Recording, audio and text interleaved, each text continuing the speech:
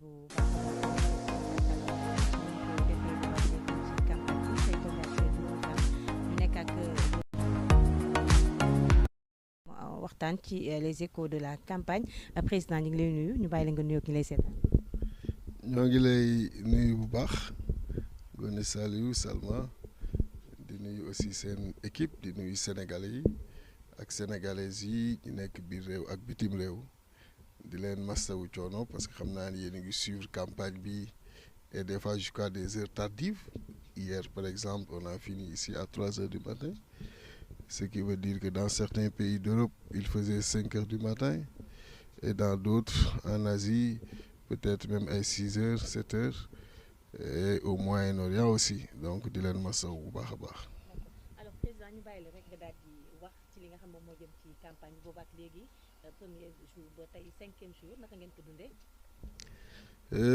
sant yàlla parce que campagne électorale li ci ëpp solo mooy fépp foo dem fekk fa des populations enthousiastes des populations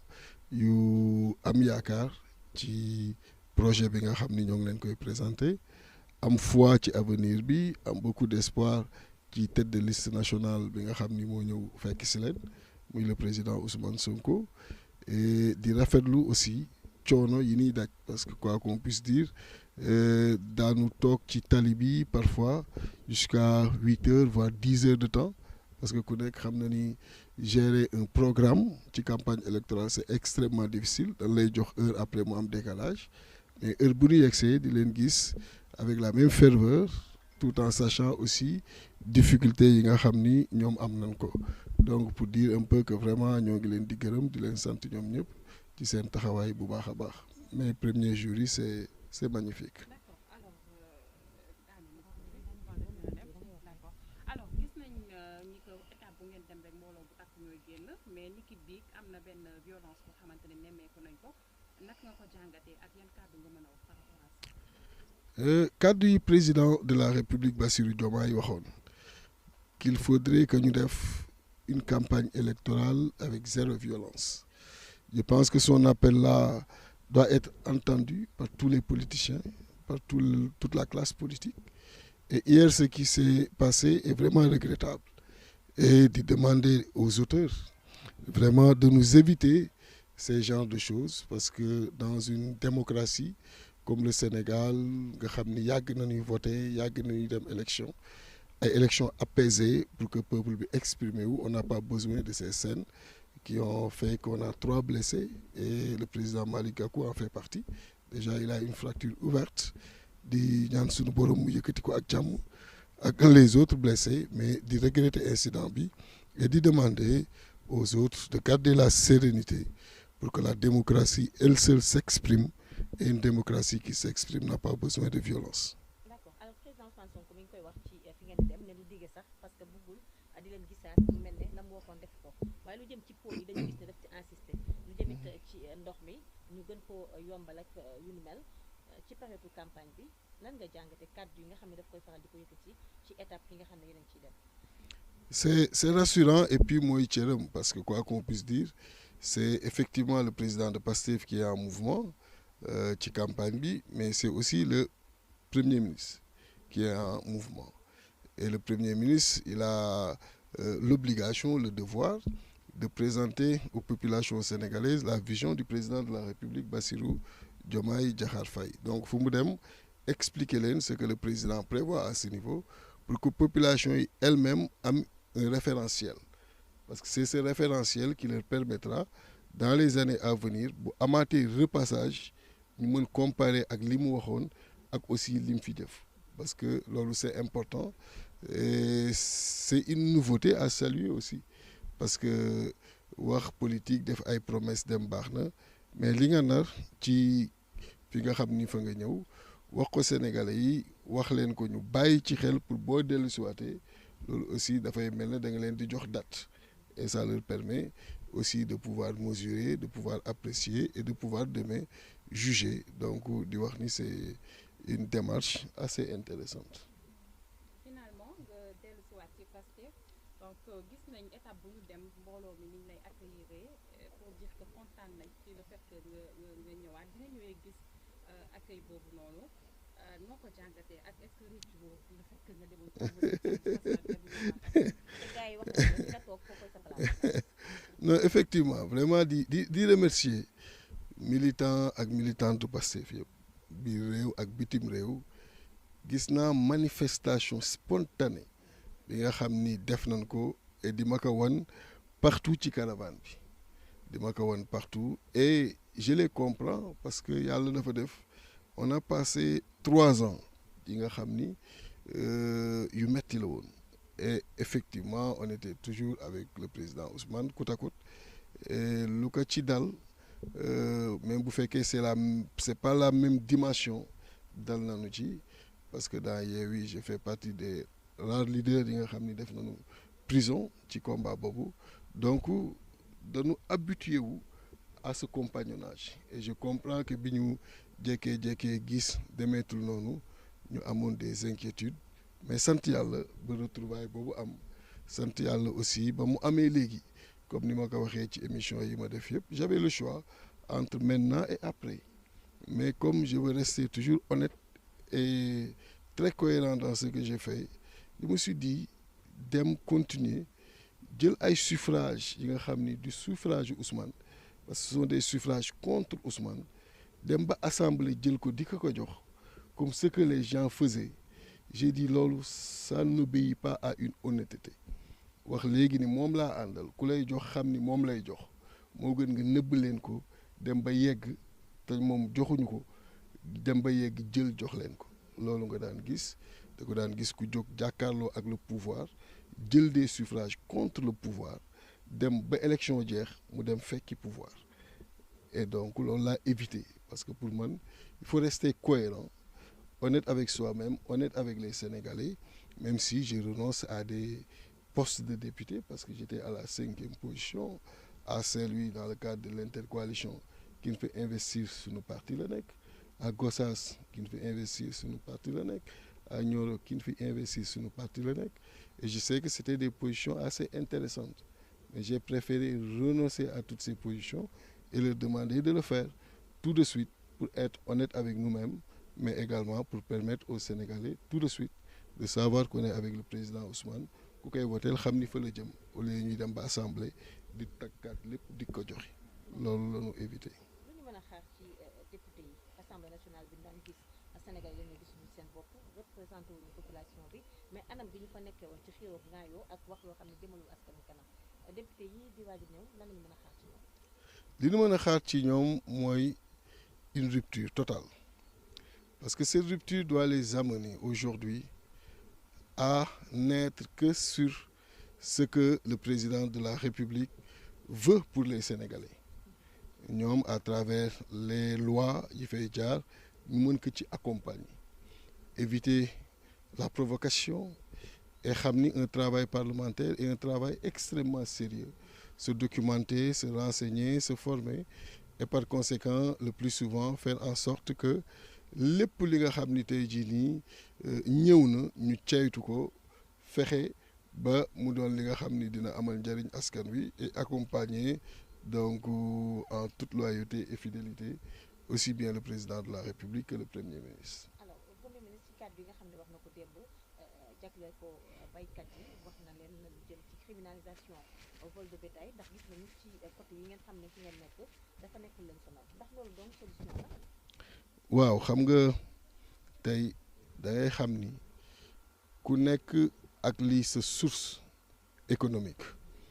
da ngay dem ay gox yu bare bare ci Sénégal da ngay xam ni mbay bi ak càmm ji mooy seen source de revenu kon ku ñëw tegoo ko fenn nit am yaakaar ci loolu di ci dund am ci yaakaar pour ëllëg aussi ci njabootam nga ñëw sàcc ko loolu dafa doon un crime extrêmement grave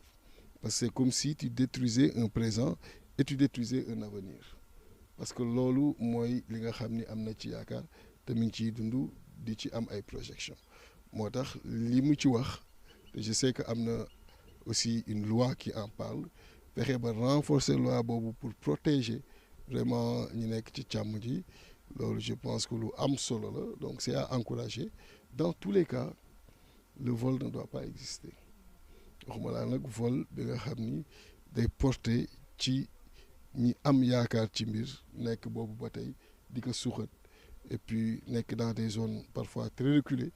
et am ay difficultés même d'accès ci yenn zones yi nga xam ni fa la ñu écouler seeni ay sujets je pense les accompagner par de tels actes et d'autres actes aussi je pense que c'est à saluer et nous saluons cette mesure et cette démarche. Une excellente chose parce que aujourd'hui comme ni ma koy yàgg di waxee rek lépp lu mën a teggeeku ci nit ci nattu bi nga xam ni dal na ko c'est à encourager donc je salue vraiment cette libération du président Bougane Gueye Dany et salue aussi la justice ni mu ko célérité bi mu ci def pour que dossier bi ñu traité ko et permettre que nous l'oublions pas c'est un candidat qu'il puisse également battre campagne comme tous les autres donc on salue cette décision. Alors majorité bi ngeen wax ne gis ngeen comme ci Assemblée nationale ndax ñu doon lu yomb dañuy gis sax li nga xam ne mbooloo mi leen koy teeroo waaye ñu ci bari ci ñi nga xam ne dañoo féete ci kujje gi dañuy wax ne ndaw ñi dañoo perte yaakaar ci yéen li leen digoon ci juróom benn weer yi amul leen li ngeen ci def da ngeen di wër rek di wax. Non xam nga je pense que 6 mois comme je l'ai dit juger ci nit dina jafe. moo tax même bi ñu toogee ñun entre dans l'opposition wax naa ak seen émission bi ma mujj def dama leen même si on doit chercher un nom mënul doon que dans la raillerie politique et ça peut être dans un bilan économique je suis un manager ceinture noire en ça d'ailleurs dans le cadre du Black Belt l'investissement je sais qu'en 6 mois même nga évaluer ci la gestion d'une entreprise c'est petit waxuma la nag nga war ci évaluer la gestion d'un pays donc pour dire aujourd'hui que dina teel lool pour population yi mën a détourner wu aujourd'hui du président Bassirou Diomaye et du premier ministre et je pense que ce que vous voyez sur le terrain yéen a nekk di ko couvrir ànd ci caravane bi montre à suffisance que l'espoir est encore là maintenant il faut tout faire ci pas jéego yi nekk ci kanam fexe ba jéego yooyu gën a suuxat espoir bi et aussi li nga xam ni yàgg nañ koy yaakaar mën a am.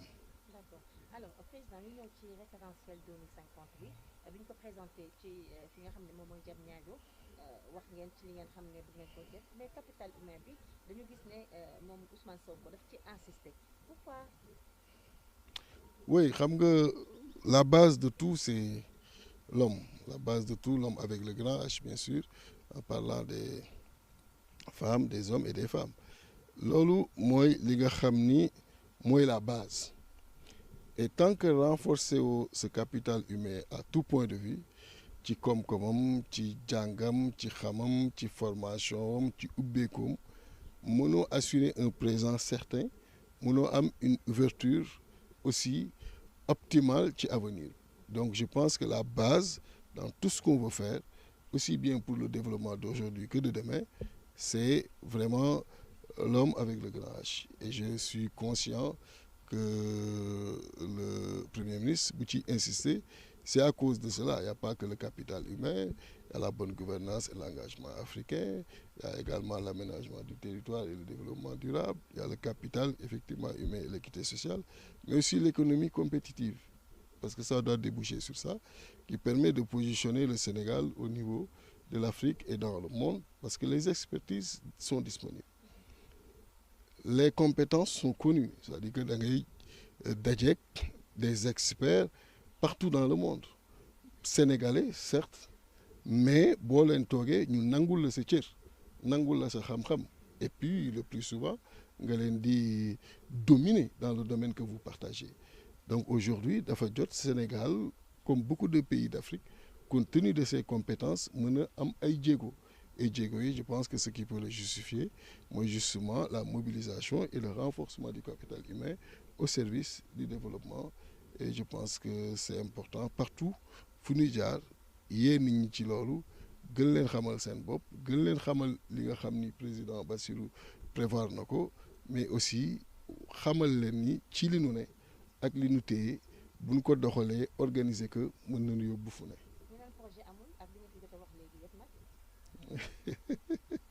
man du ma dox ci lu projet amul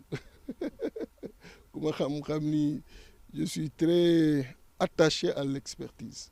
parce que sama domaine la moom laa jàng moom laa xam donc lu may yëkkati mënul doon caaxaan merci beaucoup